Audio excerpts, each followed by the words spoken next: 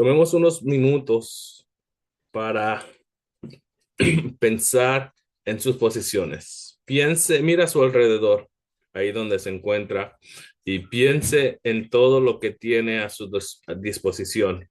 Solo basta mirar alrededor y usted se dará cuenta que tiene muchos objetos. Es muy probable que muchas posesiones, muchos objetos vengan a su mente. Ahora tome unos segundos y piense cómo respondería a la siguiente pregunta. ¿Qué es lo que usted valora en su vida? ¿Qué es lo que usted atesora? ¿Qué es lo que usted aprecia en su vida? Tal vez su respuesta podría ser que usted valora a Dios. Podría ser que usted atesora a su familia, a su cónyuge, a sus hijos. Tal vez puede ser que usted aprecia su trabajo, su auto, su casa, su reputación y la lista podría seguir. Ahora, si le hiciera la siguiente pregunta de seguimiento, ¿por qué? ¿Por qué en el caso de Dios, por qué valora a Dios? ¿Cuál es la motivación? ¿Qué es lo que lo lleva a valorar a Dios? En esta mañana quiero centrar nuestra atención en lo que valoramos y en el por qué. Y el argumento que quiero compartir con ustedes es bastante corto y es iglesia. Valoremos la presencia de Dios entre nosotros. Por los siguientes minutos, ese es el argumento que estaré desarrollando en el texto. Iglesia, valoremos la presencia de Dios entre nosotros. Y vamos a ver tres razones, tres motivos que podemos extraer del texto. Vamos a ver que valoremos la presencia de Dios entre nosotros, ya que Dios no es un amuleto de buena suerte. Ese va a ser nuestro primer punto. Después, nuestro punto dos, valoremos la presencia de Dios y seamos testigos del cumplimiento de su palabra. Y por último, nuestro tercer punto, valoremos la presencia de Dios entre nosotros para que no sea parte. Esta mañana en Primera de Samuel capítulo 4 veremos cómo los israelitas no valoraron a Dios por quien Dios es. Y en cambio, ellos vieron a Dios como un medio para un fin. También veremos cómo distorsionaron la identidad de Dios y también veremos que como resultado de esta distorsión de querer usarlo como un amuleto, sufrieron unas consecuencias bastante graves. Así que vayamos a nuestro primer punto. Iglesia, valoremos la presencia de Dios entre nosotros, ya que Dios no es un amuleto de buena suerte. En este primer punto abordaremos los versículos del 1 al 4. Así que lo invito a que en su Biblia me acompañe en la lectura. La palabra de Samuel llegaba a todo Israel.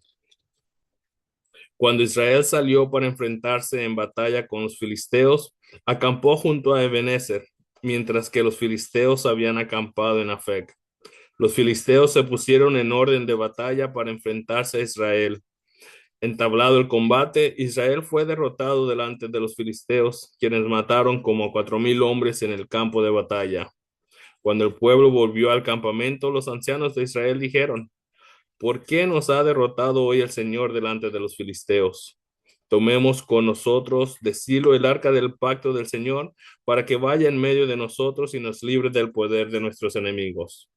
El pueblo envió gente a Silo y trajeron de allí el arca del pacto del Señor de los ejércitos, que está sobre los querubines. Los dos hijos de Eli, Ofni y Finés, estaban allí con el arca del pacto de Dios. Aunque en este relato Samuel solo es mencionado una vez en todo el capítulo, es importante que recordemos brevemente quién es Samuel. Se ha estado predicando de Samuel ya por varias semanas y como hemos visto en las últimas semanas, Samuel era el hijo del Cana y Ana.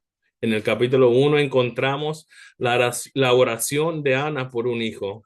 Como se ha mencionado en las semanas pasadas, Pastor Víctor, él ha mencionado que en su amargura por ser estéril, Dios le concedió su petición a Ana. Dios se acordó de Ana y le dio un hijo a quien ella nombró Samuel. El texto también nos dice que habiendo cumplido su tiempo, luego de ser destetado, Ana y su esposo fueron al templo para entregar al niño y cumplir su promesa de entregarlo para que sirviera al Señor. Entonces, Ana estalla una vez que el niño ha sido presentado al servicio del Señor. Ana estalla en adoración a Dios y esto lo puede encontrar en Primera de Samuel, en el capítulo 2, los primeros 10 versículos. Y ella estalla en esta adoración con un cántico que resulta ser los que nos ayuda a entender el libro completo de Samuel. Esto es Primera y Segunda de Samuel. Así que Ana dedicó a su hijo Samuel al Señor y lo llevó para que sirviera en el templo bajo la guianza y el cuidado de Elí. Usted lo puede leer en 1 Samuel, capítulo 2, versículo 11. La semana pasada también Pastor Víctor predicó sobre el capítulo 3, donde vemos que Dios llama a Samuel y lo establece como profeta en un tiempo de oscuridad, porque la palabra de Dios y las visiones cesaban. 1 Samuel 3:20, usted puede leerlo. Y también notemos cómo nuestro relato abre en el versículo 1. La palabra de Samuel llegaba a todo Israel. Esto es importante y debemos de recordar el contexto en el que se desarrolla esta narración, esta historia. Uh, la semana pasada, en capítulo 3, leímos en el versículo 1 que el joven Samuel servía al Señor en presencia de Elí. La palabra del Señor escaseaba en aquellos días y las visiones no eran frecuentes. Y notemos cómo terminó el capítulo 3 en el versículo 21, de que dice, y el Señor volvió a aparecer en Silo, porque el Señor se revelaba a Samuel en Silo por la palabra del Señor. Todo lo que leemos desde Primera de Samuel, del capítulo 1, del versículo 1, hasta Primera de Samuel, capítulo 3, versículo 21, todo esto alcanza su punto culminante en la narrativa con el establecimiento de Samuel como profeta del Señor. Y ahora, la palabra de Dios es la palabra de Samuel. En este texto, en esta historia, estamos viendo una transición en el liderazgo de Israel. Esto es sumamente importante, esta transición en el liderazgo de Israel. Estamos viendo aquí la transición hacia el papel de Samuel como un profeta, reemplazando así la casa de Elí. Y esto es muy significativo, como veremos más adelante en nuestro pasaje. Así que recordando quién es Samuel, y una vez que ya hemos recordado, continuemos con nuestro texto. En los versículos, la segunda parte del versículo 1 y el versículo 2, leímos que cuando Israel salió para enfrentarse en la batalla con los filisteos, acampó junto a Ebenezer, mientras que los filisteos habían acampado en Afec. Los filisteos se pusieron en orden de batalla para enfrentarse a Israel. Entablado el combate, Israel fue derrotado delante de los filisteos, quienes mataron a 4,000 hombres en campo de batalla. Ya sabemos quién es Samuel, pero ahora, ¿quiénes eran los filisteos? Al ver la historia, vemos, se nos dice que los filisteos llegaron a la región procedentes de Creta, lo que es Grecia.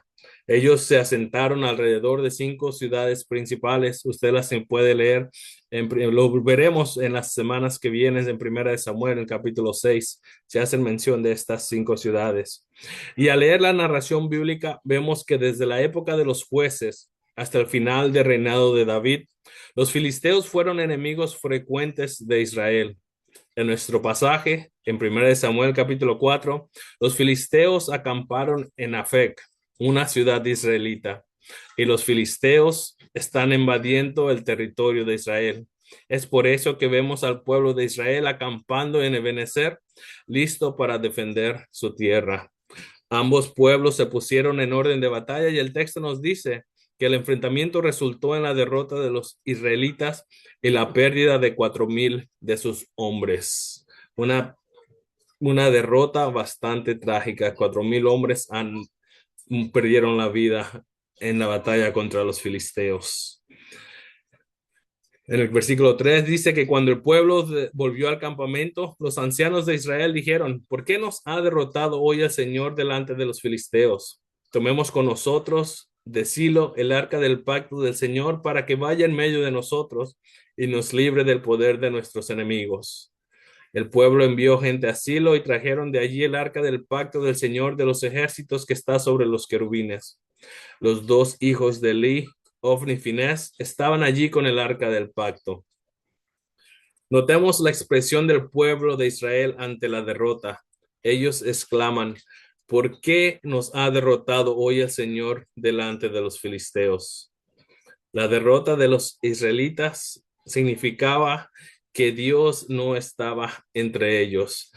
Cuando vemos la historia del pueblo de Israel, cuando Moisés interactúa con el pueblo, vemos ocasiones donde ellos son derrotados porque la presencia del Señor no estaba entre ellos. Números, capítulo 14, versículo 42, dice que Moisés le advirtió al pueblo y les dijo, no suban, no sea que sean derribados delante de sus enemigos, pues el Señor no está entre ustedes. También en Deuteronomio capítulo 1, versículo 42, Moisés una vez más hablando al pueblo, pero el Señor me dijo, diles, no suban ni peleen, pues yo no estoy entre ustedes, para que no sean derrotados por sus enemigos. Así que vemos que la derrota de los israelitas significaba que Dios no estaba entre ellos. Los ancianos reconocieron esto, los líderes del pueblo de Israel, con su expresión. Ellos reconocieron que el poder, la autoridad y la soberanía de Dios y atribuyeron su derrota a Dios. Pero notemos algo bien trágico, que su respuesta contradecía el reconocimiento de la soberanía de Dios. Sí, Dios es soberano, pero su confesión no concordaba con sus acciones. ¿A qué me refiero con esto? Es que la realidad que vemos en el texto es que los ancianos y el pueblo de Israel pensaron que podrían manipular a Dios para que les concediera la victoria sobre sus enemigos. Ellos creían que podían manipular a Dios llevando el arca del Señor al campo de batalla. Un comentarista explica que por cuanto el arca del Señor representaba la presencia de Dios, el pueblo de Israel pensaba que su presencia material entre ellos sería garantía de victoria, sea cual fuera su estado espiritual. Analizando la razón que menciona el texto por la que el pueblo de Israel decidió traer el arca del Señor, analizando esta razón, podemos ver el estado espiritual en la que se encontraba el pueblo. Sí, Dios es soberano. Sí, Dios es todopoderoso. Sí, Dios es un Dios misericordioso. Pero notemos, a pesar de todo esto, ¿cuál es la razón principal de ellos para traer el arca al campo de batalla? Ellos dicen, tomemos con nosotros de Silo el arca del pacto del Señor, y esto es en la segunda parte del versículo 3, para que vaya en medio de nosotros y para que nos libre del poder de nuestros enemigos. Que ellos quieren traer el arca del pacto del Señor para que vaya en medio de ellos y los libre del poder de sus enemigos. Un aspecto para resaltar es que el arca del Señor en nuestro pasaje es mencionada 12 veces. Y como nosotros ya hemos estado estudiando, el arca del Señor simbolizaba la presencia y el poder del Señor. El arca del Señor era demasiado importante y de gran significado. Esto se refleja en su reacción al llegar el arca del Señor a su campamento. Cuando el arca llega, ellos gritan y dan gritos de alegría pensando en que tenían garantizada la victoria. Sí, el arca del Señor simbolizaba la presencia y el poder del Señor, y era ahí donde año tras año el sumo sacerdote entraba una vez al año para presentar el sacrificio, para que la misericordia de Dios fuera extendida al pueblo de Israel. Ellos habían olvidado que era ese lugar sagrado de suma importancia que permitía que la misericordia de Dios estuviera con ellos año tras año. Ellos entendían que era importante, pero no lo entendían del todo. Sabían que era importante el arca del pacto, de gran significado, y se reflejó en su reacción cuando el arca del Señor llegó al campamento. Vemos que los israelitas creen conocer y comprender a Dios cuando en realidad no es así. Ellos querían llevar el arca del Señor al campo de batalla, no por su importancia, ni porque querían morar en la presencia del Señor, incluso en medio de la batalla.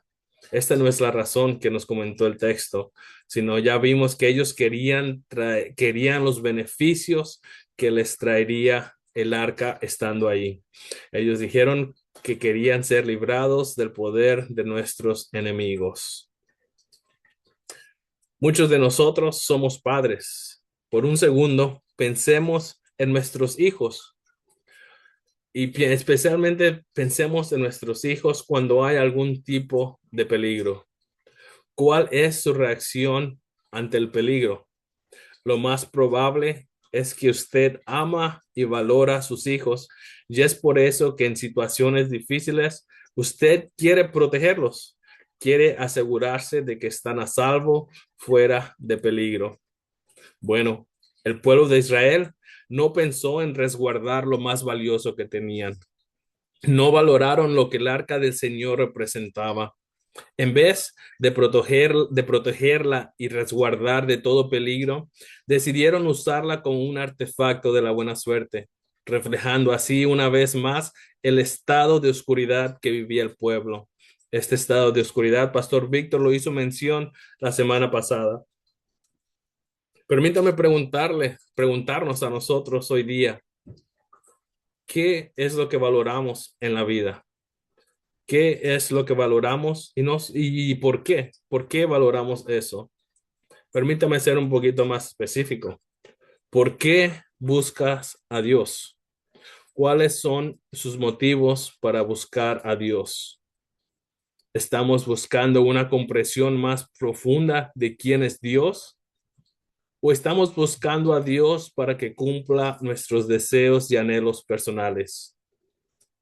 Amados, no seamos insensatos ni nos dejemos llevar por nuestro egoísmo. Seamos un pueblo que ama al Señor y lo valora como su mayor tesoro sin pretender manipularlo para nuestro propio beneficio. Vemos en el texto que aunque los ancianos reconocían el poder, la autoridad y la soberanía de Dios, ellos intentaban manipularlo para que les concediera la victoria sobre los filisteos. Veían a Dios como un medio para su beneficio. Lo invito a reflexionar en esta semana sobre las siguientes preguntas. ¿Cuáles son algunas maneras en las que nosotros hoy en día intentamos manipular a Dios? ¿Será que cuando queremos un aumento, tratamos de orar más? ¿Tratamos de congregarnos más? ¿Será que oramos para que Dios nos conceda mejores casas, mejores autos, mejores cosas materiales por encima de un mayor conocimiento de Él? ¿Apreciamos a Dios por quien Dios es o apreciamos a Dios por lo que creemos que podemos recibir de Él? Te invito a reflexionar, llevar a una oración en esta semana. Y entonces el pueblo decide traer el arca del campo a la batalla que el pueblo decidió traerlo al campo de batalla. En el versículo 4 leemos que el pueblo envió a gente a Silo y trajeron de allí el arca del pacto del Señor de los ejércitos que está sobre los querubines. Los dos hijos de Eli, Ofni y Finés, estaban allí con el arca del pacto de Dios. Los israelitas no se preocupaban por su condición espiritual como pueblo de Dios. A lo largo de la narrativa bíblica, vemos a Dios impartiendo su juicio sobre el pueblo de Israel. Este juicio se manifiesta en derrotas, en esclavitud y en cautiverio. Y este juicio fue el resultado de que el pueblo de Israel se había apartado de los estatutos y mandamientos de Dios. Los israelitas desobedecieron a Dios y Dios los castigaba. En lugar de evaluar su desobediencia, en vez de evaluar su comunión con Dios a través de su derrota, no se preocuparon en lo absoluto. El pueblo solo estaba enfocado en satisfacer su necesidad inmediata. Ellos querían obtener la victoria y al hacerlo, al enfocarse solo en su necesidad de victoria, al estar enfocados en satisfacer su necesidad, no se dieron cuenta de que había una necesidad mucho mayor que la de ser rescatados de la batalla. Recordemos el comienzo del capítulo 3, donde se nos dice que no hubo visión ni palabra del Señor. El pueblo necesitaba arrepentirse de sus pecados y regresar al Señor. Ellos debían ser el pueblo de Dios que diera a conocer la gloria de Dios a otras naciones. Sin embargo, el contexto de los primeros 3 capítulos nos muestra que esto no es así. Había un tiempo donde no había visión ni palabra del Señor a consecuencia del pecado del pueblo, a consecuencia del pecado de los hijos de Elí ejerciendo el sacerdocio. Amados, hemos reconocido nosotros nuestra mayor necesidad. Nuestra mayor necesidad no es liberación de finanzas ni de circunstancias adversas. No pretendo ser insensible ni ignorar su lucha actual. Pero la realidad es que nuestra mayor necesidad es la de salvación de la condenación que trae el pecado. Si eres creyente, el rescate que Dios ha provisto en la persona de nuestro Señor Jesucristo debería hacernos caer de rodillas con gratitud, buscando a Dios con eterna gratitud por tomar sobre sí el castigo que merecemos por nuestro pecado, por nuestra rebelión contra Dios. Por otro lado, si aún no eres creyente, oro para que reconozcas que eres enemigo de Dios, te arrepientas de tus pecados y te sometas a Cristo. Sométete a su soberana majestad. Un detalle importante que encontramos en el texto es que incluso se repite 2 veces en el texto, y esto es la mención de Ofni y Finés. En el versículo 4 leímos que los hijos de Elí, Ofni y Finés estaban allí con el arca del pacto de Dios. Luego también en el versículo 11 veremos que el arca de Dios fue capturada y murieron Ofni y Finés, los 2 hijos de Elí. En lugar de buscar obedecer al Señor, el pueblo de Israel siguió las costumbres de otras naciones en la batalla. Las naciones paganas llevaban imágenes al campo de batalla como una fuente de protección, y esa es la mentalidad cuando llevaron al arca del Señor a su campamento. El distanciamiento de Israel del Señor hizo que pasaran por alto la profecía contra la casa de Elí que ya había sido dada por el Señor. En Primera de Samuel, capítulo 2, versículo 34, leemos: y para ti, esta será la señal que vendrá en cuanto a tus 2 hijos, Ofni y Finés. En el mismo día morirán los 2. Por el pecado de los hijos de Elí, Dios estaba juzgando la casa de Elí.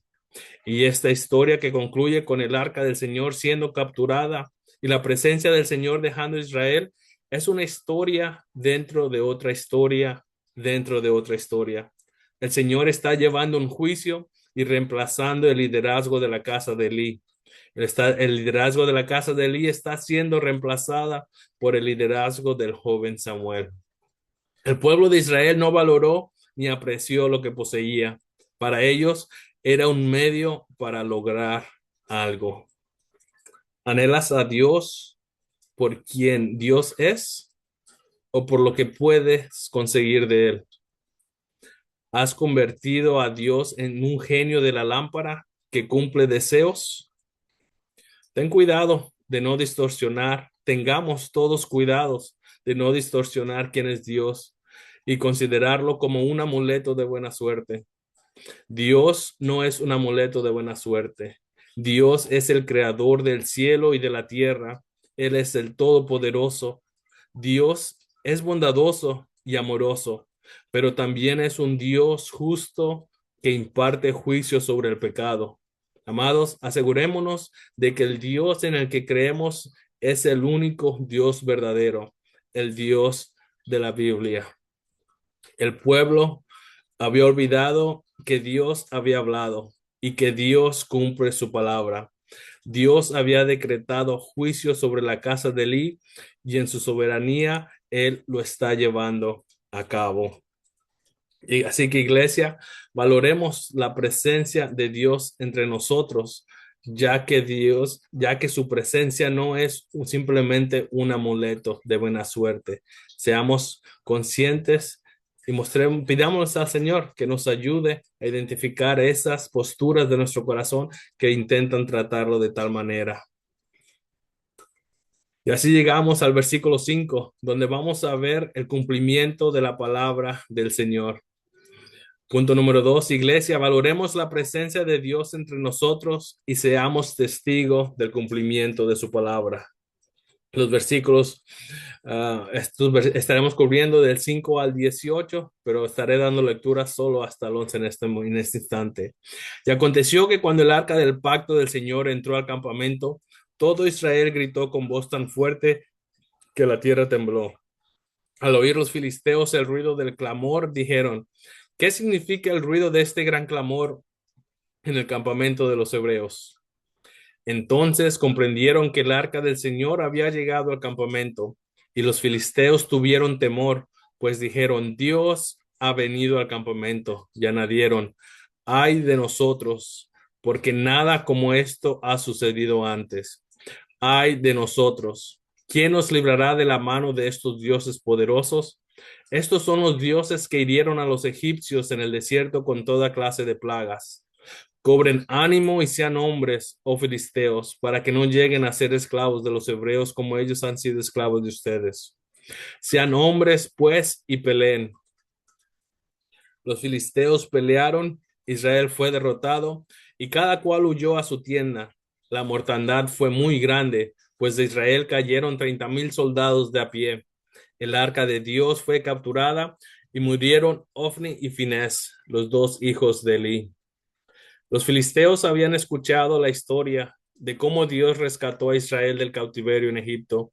Reconocieron que un gran poder había obrado a favor de la nación de Israel.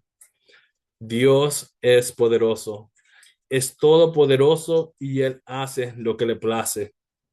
Sin embargo, la distorsión que es de Israel sobre quién es Dios los había llevado a una desgracia nacional que afectó a todos sus ciudadanos. La imprudente decisión de llevar el arca al campo de batalla tuvo graves consecuencias. El pueblo fue derrotado en batalla por segunda ocasión, esta vez pereciendo 30,000 hombres, y lo más grave, el arca de Dios fue capturada, resultando también en la muerte de Ofni y Finés, hijos de Eli. Mediante la captura del arca del Señor, Dios está cumpliendo su palabra. Él es fiel en cumplir sus promesas. Él es fiel en cumplir su palabra. En Primera de Samuel, capítulo 3, versículos 11 y 13, 11 al 13, leímos la semana pasada que el Señor le dijo a Samuel: estoy a punto de hacer una cosa en Israel, la cual hará retumbar ambos oídos a todo aquel que lo oiga. Ese día cumpliré contra Elí todo lo que he hablado sobre su casa, desde el principio hasta el fin, porque le he hecho saber que estoy a punto de juzgar su casa para siempre a causa de la iniquidad de la cual él sabía, pues sus hijos trajeron sobre sí una maldición y él no los reprendió. Iglesia, Dios es fiel y cumplirá todas sus promesas. Promesas de bendición, pero también cumple promesas de juicio, como sucede en el texto de esta mañana. Dios es santo y los hijos de Eli pecaron en contra del Señor cuando los sacrificios eran ofrecidos y también cuando ellos actuaban inmoralmente. Ellos robaban de la ofrenda que no le pertenecían a ellos. Ellos tomaban la parte de la ofrenda que le pertenecía al Señor, cayendo así en un grave pecado sin arrepentimiento. Así que la muerte de los hijos de Eli por su pecado sin arrepentimiento muestra el poder y soberanía y la fidelidad de Dios. Dios es fiel a su palabra. Dios es soberano sobre todas las cosas. Dios es todopoderoso. La captura del arca es una historia dentro de otra historia. Es cierto que el punto principal de nuestra historia es la captura, pero tenemos que verlo a la luz de la historia dentro de otra historia. Debemos notar la distorsión con respecto a Dios, tanto del pueblo de Israel como de la distorsión de los filisteos. Para ambas naciones, el arca del Señor equivalía a tener el control sobre Dios. Pero Dios es mucho más grande que cualquier cosa o persona que podamos imaginar. Él es majestuoso, Él es maravilloso y Él es superior a todos. Dios es el creador de todas las cosas y tiene el universo en sus manos. Amados, nadie tiene control sobre Dios. Ninguno de nosotros puede decirle o manipular a Dios y decirle lo que Él haga. Como seres creados, estamos bajo su soberanía. Nos inclinamos ante Él y un día personas de toda lengua y nación se inclinarán ante Él. No perdamos de vista quién es Dios y quiénes somos nosotros. En el versículo 12 dice, y un hombre de Benjamín corrió del campo de batalla y llegó aquel mismo día a Silo, con sus vestidos rotos y polvo sobre su cabeza. Cuando llegó, Elí estaba sentado en su asiento junto al camino esperando ansiosamente, porque su corazón temblaba por causa del arca de Dios. Así Así pues, el hombre fue a anunciarlo en la ciudad, y toda la ciudad corrompió en gritos. Al oír Elí el ruido de los gritos, dijo, ¿qué significa el ruido de este tumulto? Entonces el hombre se acercó apresuradamente y dio la noticia a Elí. Elí tenía 98 años, sus ojos se habían cegado y no podía ver. El hombre le dijo a Elí, yo soy el que vine del campo de batalla. Hoy escapé del campo de batalla. ¿Cómo fueron las cosas, hijo mío? Preguntó Elí. El que trajo la noticia respondió, Israel ha huido delante de los filisteos. Además, ha habido una gran matanza entre el pueblo. También han muerto tus dos hijos, Ofni y Finés, y el arca de Dios ha sido tomada. Cuando mencionó el arca de Dios, Elí cayó de su asiento hacia atrás junto a la puerta. Se rompió la nuca y murió, pues era entrado en años y pesaba mucho.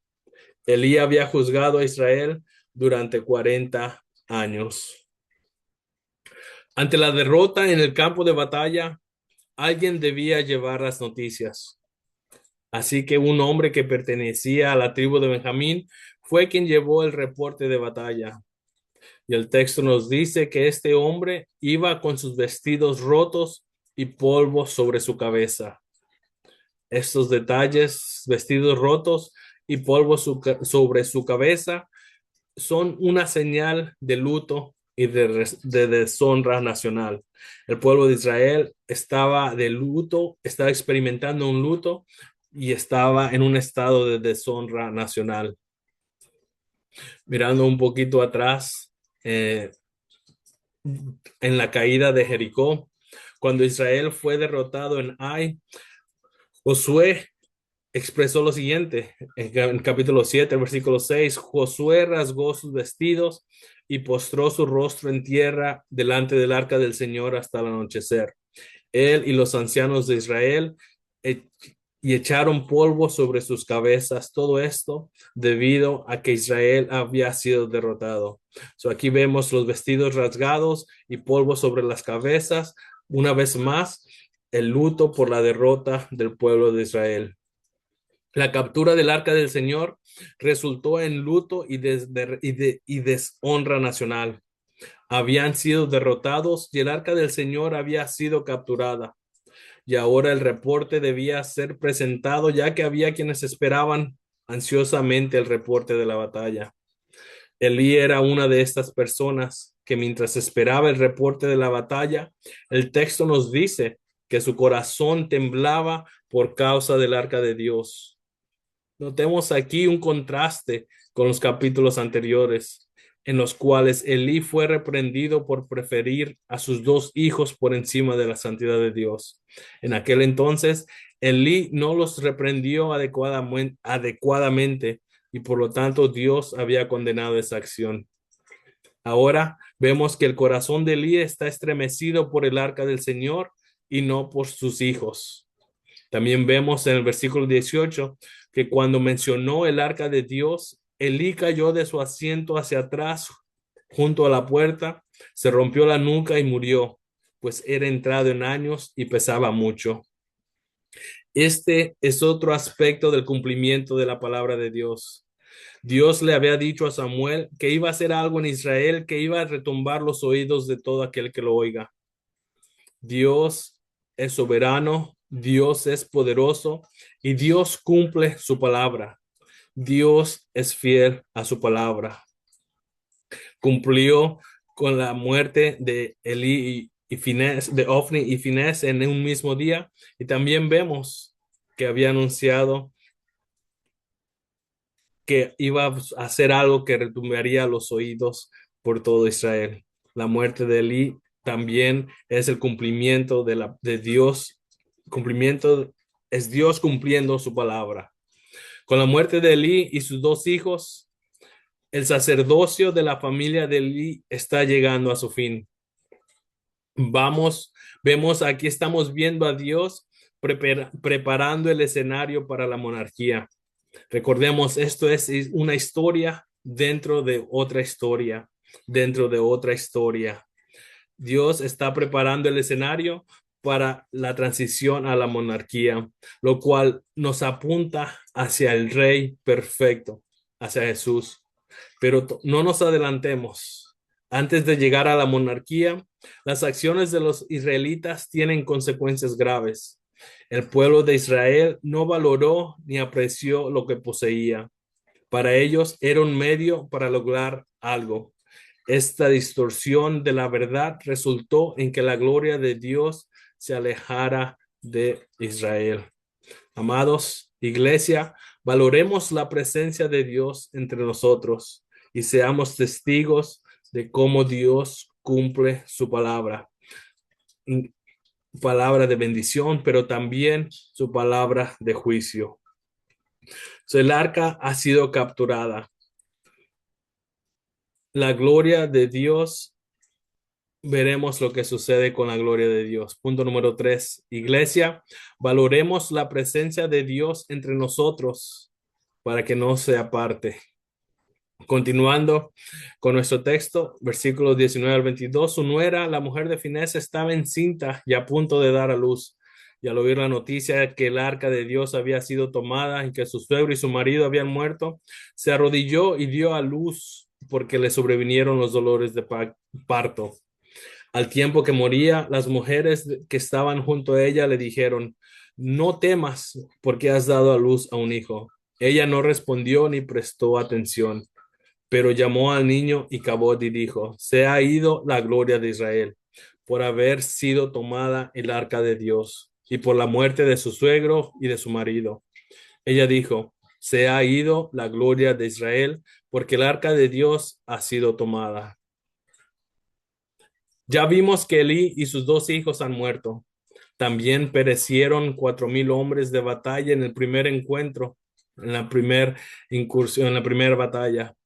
Luego también vimos que también han perecido 30,000 hombres en el segundo encuentro. Y ahora vemos que también la nuera de Elí muere. Pero antes de morir, da a luz a un hijo al que le pone por nombre Icabod. Este nombre significa literalmente sin gloria. Sobre el término gloria, un comentarista explica que para el hebreo, gloria se usaba a menudo para referirse a la presencia de Dios. Y la gloria de Dios se describe a menudo como el favor y las bendiciones de Dios hacia su pueblo. Las acciones de los hijos de Elí, las acciones del mismo Elí y las acciones del pueblo de Israel fueron pesadas por Dios. Dios pesó en balanza sus acciones, Dios ejerció juicio sobre sus acciones, tal como Ana lo había declarado en su cántico. En el cántico de Ana, en el capítulo 1, en el capítulo 2, versículo 3, leemos que Ana expresó, no se jacten más ustedes con tanto orgullo, no salga la arrogancia de su boca, porque el Señor es Dios de sabiduría y por él son pesadas las acciones. Las acciones de todos ellos fueron pesadas por el Señor, el Dios de sabiduría, y recibieron juicio que resultó en derrota en la batalla, resultó en la captura del arca del Señor, resultó en la muerte de Elí, resultó en la muerte de sus hijos, resultó en la muerte de su nuera y resultó en la gloria, la presencia del Señor dejando a Israel. Una realidad bastante seria, bastante triste, bastante devastadora. Pero todo esto es parte de una historia dentro de otra historia. Amados, amadas, a pesar del peso y la seriedad de esta historia, somos bendecidos. En el texto de esta mañana, la presencia de Dios estaba representada por el arca del Señor. Pero esto no es el final de la historia. Esto solo es una parte de la revelación progresiva de Dios. El arca del Señor en nuestra historia vemos que fue convertida en un objeto de buena suerte, en un amuleto para los israelitas.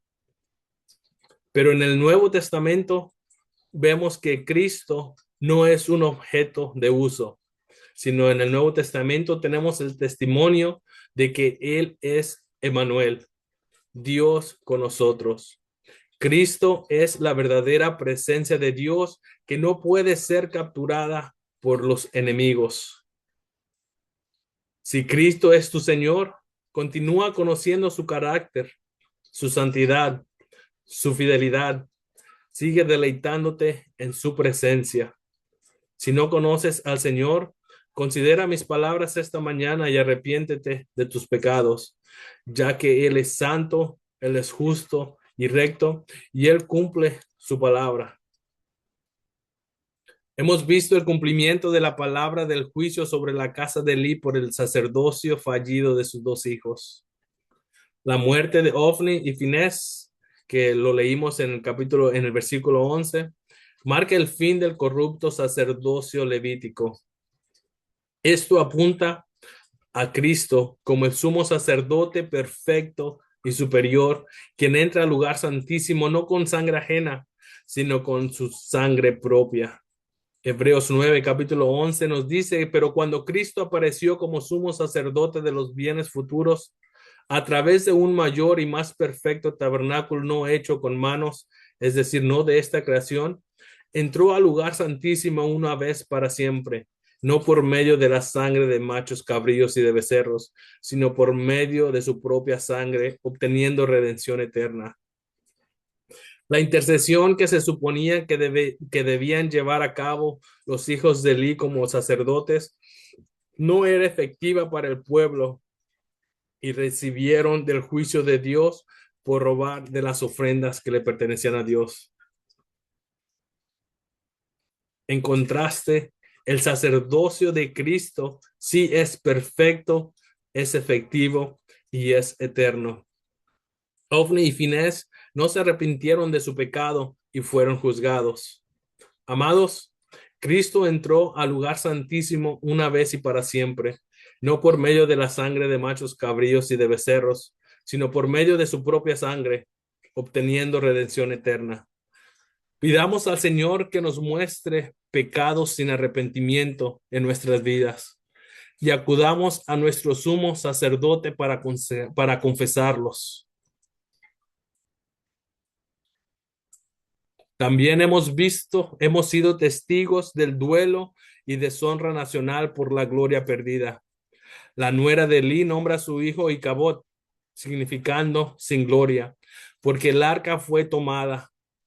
Esto contrasta con Cristo, en quien la gloria de Dios habita plenamente, restaurando lo que se había perdido por el pecado. Juan 1:14 nos dice que el Verbo se hizo carne y habitó entre nosotros, y vimos su gloria, gloria como del unigénito del Padre, lleno de gracia y de verdad. Cristo ha dado a conocer la gloria de Dios. Él es la gloria de Dios. Amados, que el Señor nos ayude a depositar nuestra confianza plenamente en Cristo. Que no solamente acudamos a Él con motivos egoístas e intentemos manipularlo para nuestros propios beneficios. Amados, que el Señor nos ayude y vengamos a Él en arrepentimiento. Finés y Ofni no lo hicieron y ellos fueron juzgados por tal acción. Que esa no sea nuestra realidad. Por último, Israel perdió la batalla al confiar en el objeto, en el arca, y no tanto en el Dios del arca. La victoria verdadera, conectada con el ungido que Ana menciona en su cántico, se logra a través de Cristo. Cristo ha vencido al enemigo por su obediencia perfecta, por su sacrificio y no por ritos externos. Amados, conozcamos la obra de Cristo, conozcamos el juicio de Cristo, conozcamos cómo Él recibió el juicio en nuestro lugar. Tengamos cuidado, iglesia, de no distorsionar quién es Dios. Él no es un amuleto ni un talismán. Él es mucho más que eso. El único Dios verdadero de la Biblia es soberano. Él tiene el control y no se deja manipular. Si has caído en estas tendencias, arrepiéntete de tu pecado y recuerda, Dios es soberano, Dios es poderoso, Dios es fiel a su palabra. Amados, iglesia, valoremos la presencia de Dios entre nosotros. Oremos. Dios Padre, bueno y misericordioso, gracias, Señor, por tu presencia, Señor.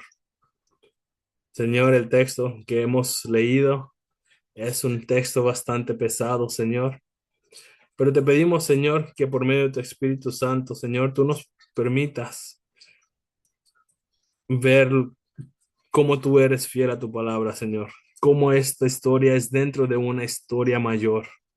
Señor, ayúdanos a conocerte cada día más. Y ayúdanos, Señor, a no simple considerarte como un objeto de buena suerte, sino ayúdanos a venir a ti, Señor, en arrepentimiento, a confesar nuestros pecados, Señor, sabiendo que tenemos un sumo sacerdote, Señor. Gracias, Señor, te damos por tu presencia en la vida de cada uno de nosotros. Ayúdanos a vivir para tu gloria. En el nombre de Cristo Jesús. Amén.